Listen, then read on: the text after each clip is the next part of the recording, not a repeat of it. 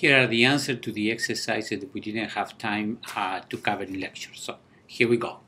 Number one, the answer is the work is positive because gravity is in the same direction as the displacement. Number two, if this height is 5 meters, because this move at constant speed, the work is just going to be the change in potential energy, and that's going to be mgh, and that's going to be that. Number three, this is a little more convoluted than the one that we did today. So you have this situation and you are pushing with a force F.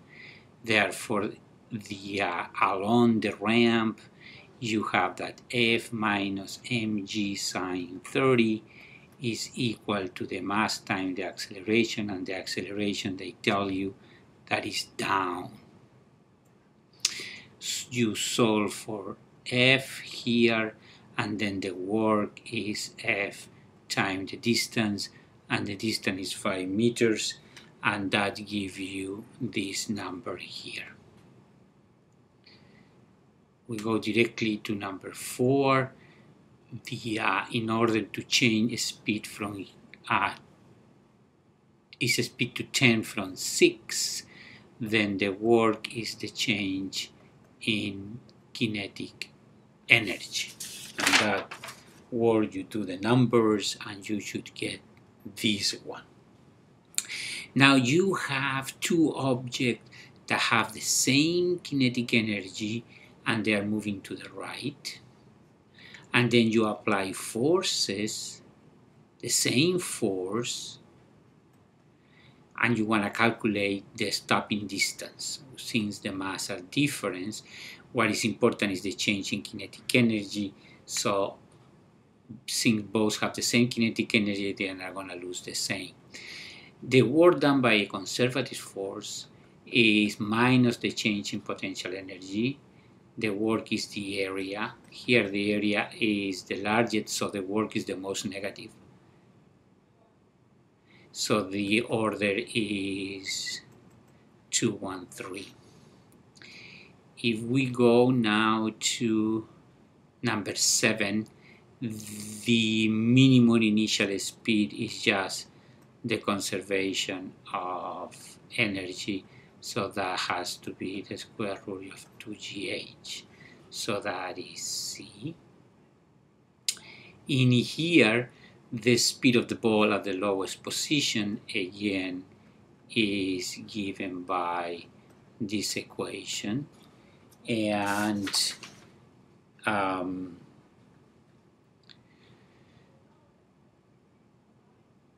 but in this particular case, it has an initial velocity here. So you have to do that to solve for this final velocity. And that is going to be 4.3 meters per second. In a spring that is used to fire a block, all the energy stored in the spring is going to go into kinetic energy. So the X, for example, here is 0.07 meters. You do the numbers and you should get 2.6 meters per second. Number 10, you have, again, the maximum compression will be when all the kinetic energy goes into compressing the spring. So you solve for X here and you should get 5 centimeters. What is the tension at the lowest point? At the lowest point, you have that the tension minus this is equal to the centripetal acceleration of the object. The other thing that you know is that the kinetic energy is conserved. So this is not a very straightforward problem. And the potential energy down, the change in potential energy is mgr. So the velocity at the lowest point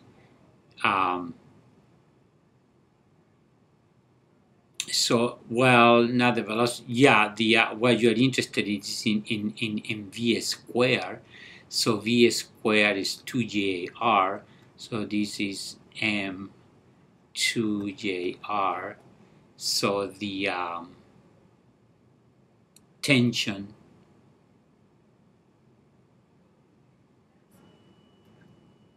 becomes 3 mg. It's a little bit tricky, but you should be able to figure it out. The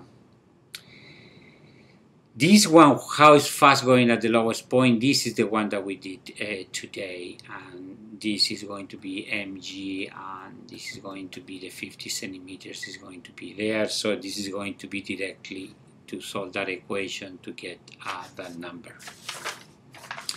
On number 13, the change in potential energy plus the change in kinetic energy is 0. The change in potential energy is mgy. This is the change. So this is what you're looking for. The change in kinetic energy is that. And you have to remember that this is going to be the smallest value when this is the minimum. And this is the minimum when at the highest point is just gravity that makes you turn around, from where you conclude that the v squared is gr. So this is 1.5 mgr. Therefore the m goes away, and so goes the g, and the y becomes r over 2. When you have two objects that have the same momentum, if they have the same momentum, it means is this. The kinetic energy is p squared over 2m.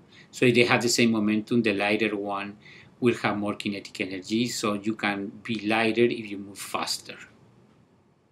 So if it is moving faster than p, then q could have more kinetic energy. The momentum impaired to gun 1 is the momentum carried by the bullet 1. So it's the mass of the bullet 1 times the speed. The momentum impaired to gun number 2 is the mass of the bullet 2 times the speed. So if these are the same, then the momentum impaired to this one is the ratios of the masses, and that's 2 to 1.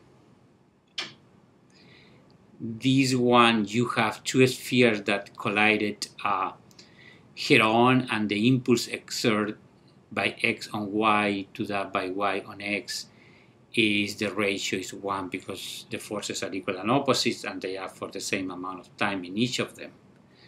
The number 17, if the impulse is 1 Newton times 1 second, that's just the final momentum. So the momentum is 1, and the units are correct.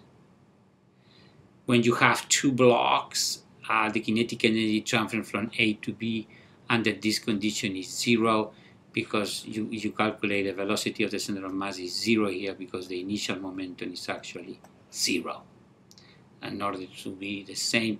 Finally, when in the head-on collision, the greatest fraction of energy transfer is when the case that we did it, when one stops and the other goes. That happens when they have the same mass.